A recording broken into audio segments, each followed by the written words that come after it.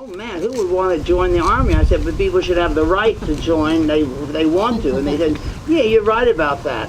And so half of them, and we had the other half, or 6 of us were gay. So I said, wow, if you asked me that day, I would have told you. How did it go, Randy? Oh, big flop, you know? And then it was 1988, only when I read you talk about gay historians and being accurate, 1988 I read that first public demonstration for homosexual civil rights. I prefer that term over gay rights because gay rights needs a name using the term special rights. But every gay right is a civil right. No such thing as a gay right. It's all civil rights for homosexuals. I had led the first protest ever in the United States against, and it happened that we picketed the Army Induction Center. I just want to say a couple things about research coming here. You know, I want to be buried here.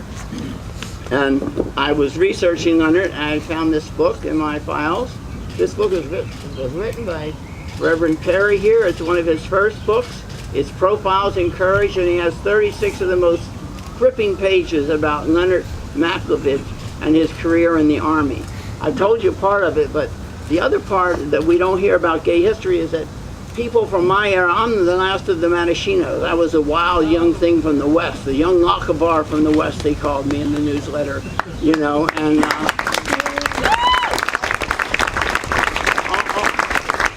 the others are either gone or you know, I mean, I had the lie to join the Matashin when I was 20. I came out at 18, I joined the gay movement in 1958 at the age of 20. And they wouldn't let you join the Matashin unless you were at least 21 years old, so I lied and said I was 21. But anyway, I want to say that what people don't understand is people like Frank Kameny and the early activists in the movement, Barbara Giddings and Kay Tobin. One magazine, there were a number of people from the 60s and the early movement that get no credit whatsoever. And what we did, as a matter of fact, for instance, I had the first radio broadcast where homosexuals were put on the air on WBAI discussing themselves. They had some psychiatrists saying they could cure anybody for $50 an hour in 8 hours. And I went up and I said, look, we are homosexuals, are the authority on homosexuals, not me on the air. And he said, well, you got a panel together and I'll interview them. And that guy came out and called me a card-carrying swish in the Journal American, which was equivalent to the most right-wing newspaper. I don't know which one is here, the Washington Times, I guess.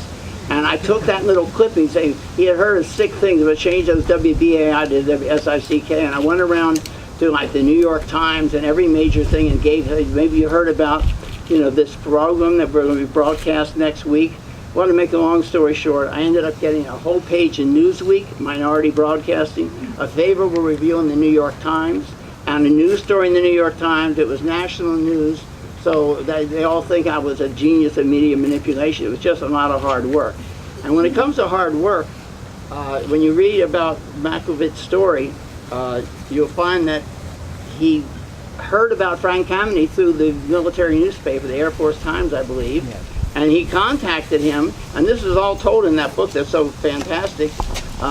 He contacted him, and he had come to, since he came out, he was teaching race relations. This is the strangest way to come out. I came out by putting on red stockings up to my legs and sitting in Washington Park waiting for some guy. I heard Greenwich Village was filled with queers or faggots or whatever you want to call homosexuals.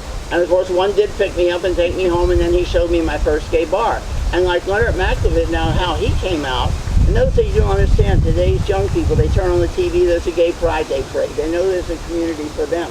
I did nothing but read psychological books, and you know, what Leonard finally did is someone in his race class, they were talking about who's the most discriminated against, and they would name their favorite groups, and they'd say, no, homosexuals are.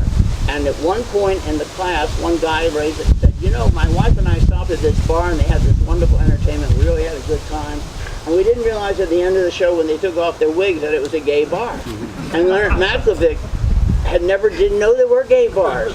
And so he took the car 5 blocks away and stuck into the gay bar. And he was so relieved that there were men and women there. He was so relieved that there were no children. I guess he thought that, you know, because of stereotypes of child molesters and everything. And he did nothing but for 2 hours walk around. Now, he raised the issue with Frank Kameny. I think Frank Kameny should tell that part of the story. But I want to say, concluding, one overlying thing. And that is that this country, I've lived long enough to tell you that this country is worth fighting and dying for. And I'll tell you why.